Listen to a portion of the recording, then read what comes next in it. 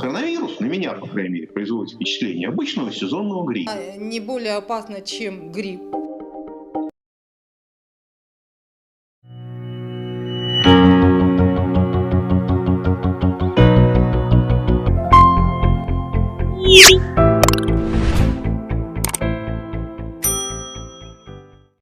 ассалому алайкум бинандагони азиз, хушомадед. Чехеле ки аллакай шумо аз номи видео дарк кардед. Видео дар бораи фарқи байни грипп ва бемории коронавирус мебошад. Чехеле ки ҳар ду беморӣ ба якдигар монанд симптом дорад, аломатҳо дорад. ҳисоби ҳамин хостам як видео кунам.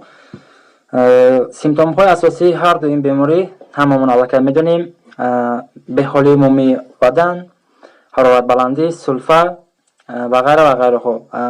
яъне на он қадар фарқ карда мешавад. фарқияти асосиро фақат барои санҷидан борҳои тест месанҷанд ва муайян мекунанд. сироятёбии ҳар ду беморӣ, сироятёбии грипп дар меёри миёна ба 1/10 баробар аст. яъне ин маънои онро дорад ки як одам метавонад як одамо бо ними як одами дигарро заразит кунад ва ба ҳамин меёр дар 10 зинаи сироятёбӣ як одами гирифтории бемории грипп метавонад 56 нафарро дар 10 зинаи сироятёбӣ заразит кунад ва коронавирус бошад каме баланд 2.5% ташкил медиҳад ва ин маънои онро дорад ки коронавирус як одами бемории коронавирусдор метавонад 2 одам ва ними як одами дигарро сироят ёбад ва дар натиҷа дар 10 зинаи сироятёбӣ ин меёр ба 2047 нафар мерасад ва ин албатта ба статистикаи меёрии ҷаҳон аст. баъдан давраи ниҳонии ҳар ду беморӣ, инкубатсиони период яъне аз ворид гаштани инфексия ба организм то пайдо шудани аломатҳои беморӣ.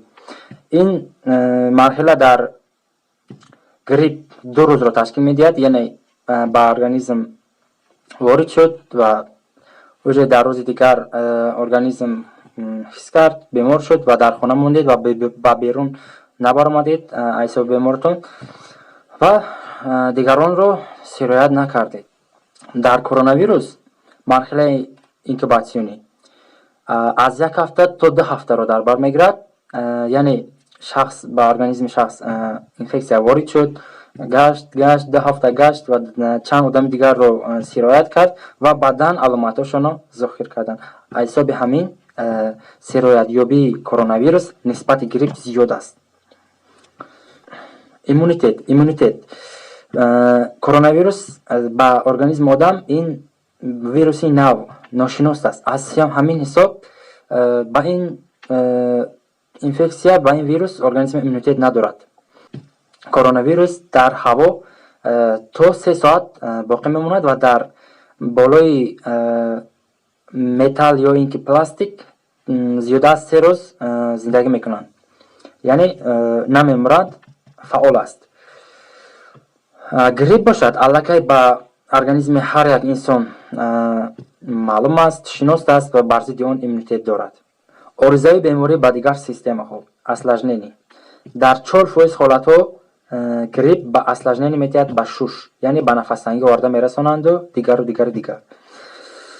коронавирус бошад бевосита ин меёр ба 20% мерасад. аз ҳамин ҳисоб дар 80% беморон нафастангии чуқур, яъне нафастангии дараҷаи баланд дида мешавад, аз ҳисобе ки ба шуш оризаи зиёд додааст, яъне фиброз ҷамъшудагӣ, чехеле ки дар видеои пеш ман гуфта будам инро. ва баъдан фавтидани беморон аз ҳисоби ҳар ду беморӣ. фавтидани беморон дар инфексияи грипп, дар вируси грипп асосан дар 0.1%ро дар статистика ташкил медиҳад. ин маънои онро дорад ки дар як сол эҳтимолияти фавтидани одамон аз ҳисоби грипп дар тамоми дунё 650,000 нафарро дорост. яъне эҳтимол дорад ки ҳамин қадар нафарро дар як сол ба фавт оварда расонанд. ва коронавирус бошад ин аллакай зиёд буда 3.4%ро ташкил медиҳад ва ин аз он шаҳодат медиҳад ки дар якчанд моҳ метавонад 100,000 нафар аз ин беморӣ фавтад. чехеле ки мо шумо аллакай шоҳид ҳастем дар тамоми ҷаҳон чӣ қадар одамон фавтида ҳастанд. ва چیز اساسی واکسینه. واکسینه بر ضد گریپ علکه وجود دارد. هنگام گرفتار شدن آدم داروبار هست، علکه آموخته شده است، میگیرد، نول گریپ هم میخورد یا این یگان پراشوک میخورد و میبینید که در روز دیگر علکه صحت شده است.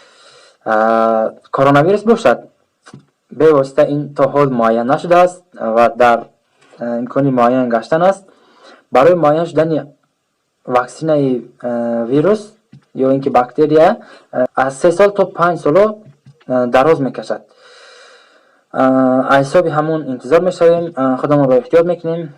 از همه خوبش پروفیلاکتیک کردن در کار، خیلی که قاعده طلایی طب موجود است. نسبت تبابت کردن، پیشگیری کردن بیماری خیلی خوب است. از همین حساب پیشگیری میکنیم. پروفیلاکتیک هر دو بیماری یک خیلی است. شستن دستان، به ضرر گرداندن توسط آنتیسپتیکو و گرفتن مسافه بین شخصی در جایهای جمعیتی. و از این پس شما الان میدونید که آدمی که به شما میگوید کرونا ویروس یک ابیشنی به مانند گریپ است، نه، باور نکنید، این اساس ندارد. و در آخر دو سوال دیگر به من آمده است، حاضر به آنها جواب دادن در کوشش میکنم. السلام علیکم. شما در ویدیو پیشینتون گفتید که ماسک نقاب طبی انسان را پیشگیری نمیکند، ولی برای چی میگوید که ماسک کنید؟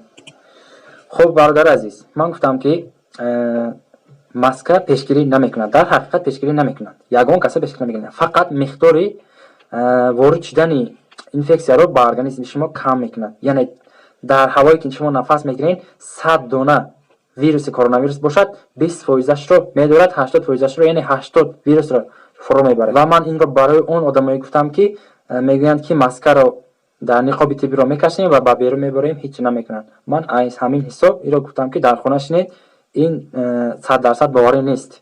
سوال دوم درباره تبابت بیماری چی باید کرد؟ درباره تبابت بیماری ویدیو آینده انشالله تبابت بیماری رو همش رو چه در شرایط خونه، در شرایط بیمار خونه، کدام دارو لازم است، همش رو میفهمونم. فقط انتظار باشید، با کانال ابونه شوید، لایک مونید و با یار رفیقان روان کنید تا اینکه این معلومات رو اونها نیز داند.